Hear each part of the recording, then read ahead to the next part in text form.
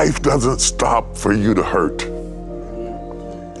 It doesn't stop turning because you lost a loved one. It doesn't stop because you don't feel good. It's still happening. The bills are still coming. The problems are still coming. Jesus didn't say, I come that you might have church. He said, I come that you might have life.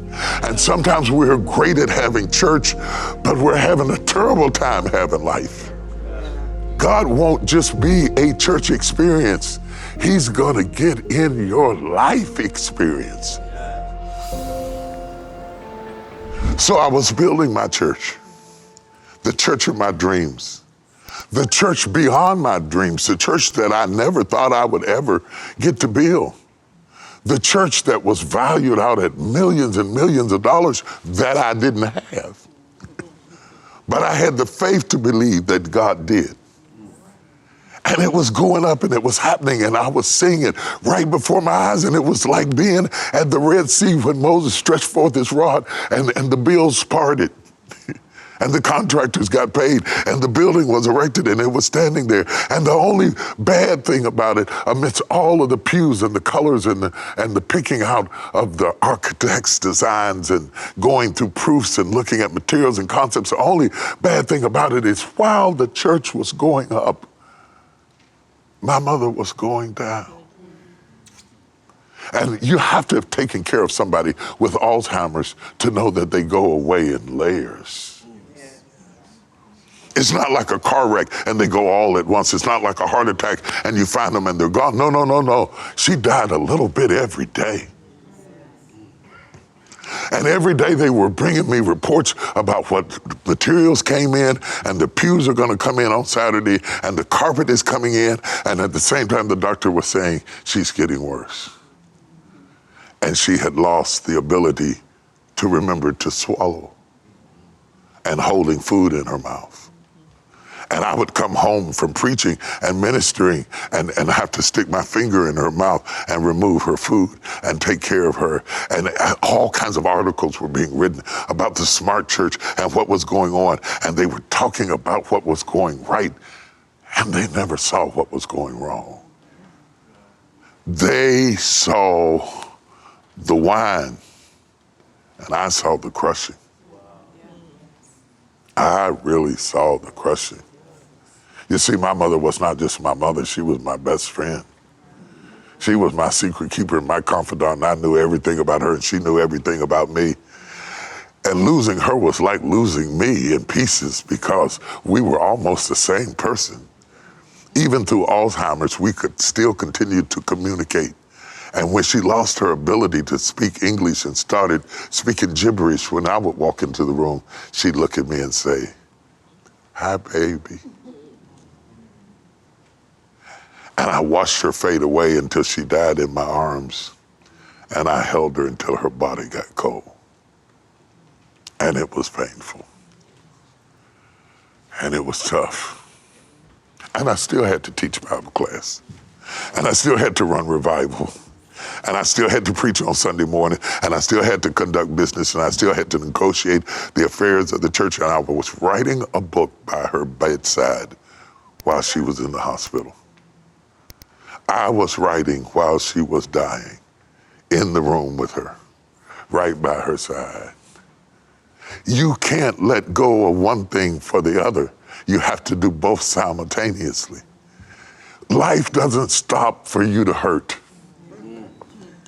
It doesn't stop turning because you lost a loved one. It doesn't stop because you don't feel good. It won't give you a leave of absence so that you can get away from everything and shut it all down. It's still happening. The bills are still coming. The problems are still coming. I'm talking about crushing people. I'm talking about pain. I'm talking about suffering. I'm talking about where the rubber meets the road. I'm not talking about church. I'm not talking about religion. I'm talking about life. Jesus didn't say, I come that you might have church. He said, I come that you might have life. And sometimes we're great at having church, but we're having a terrible time having life. We know how to clap, we know how to sing, we know how to shout, but do we know how to live? Wow. And God won't just be a church experience. He's gonna get in your life experience to validate your church experience. So I asked myself, what does this mean? How would I get through this? Can I get through this? I have never had to get through this before.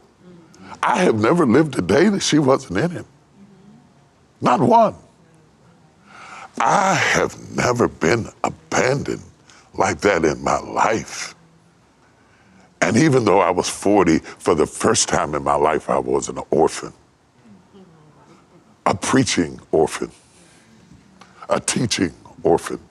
A traveling book writing orphan. And though he slay me, yet shall I trust him. You see, in order to develop real quality, it takes time, and it takes pain, and it takes endurance, and it takes grief, and it takes trouble, and it takes turmoil, and it takes destruction and demolition. Demolition is a messy thing. If you get ready to remodel your house, expect to have some mess.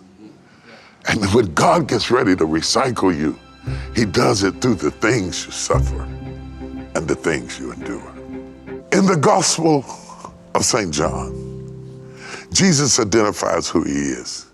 And he says, I am the vine, and ye are the branches.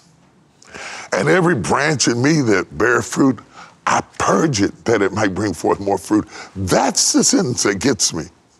Because it would seem like to me that if the branch was doing good, you would leave it alone.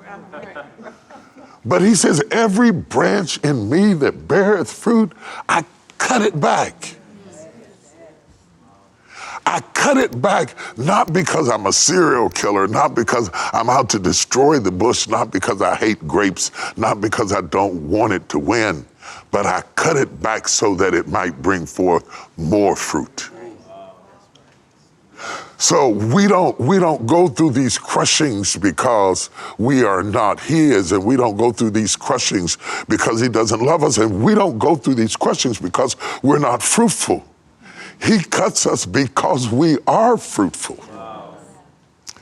Because as fruitful as we are, he knows the potential of what is yet down inside of us. And he knows how to get you to that potential. And he stops you from being safe. And he stops you from being satisfied. You have to give up safety if you're going to walk with God. You have to trust him that he is the farmer, that he knows what he's doing. And when he says that I am the vine and ye are the branches, he says, my Father is the husbandman, and the husbandman is the farmer. He's the vintner. He's the one that controls the process.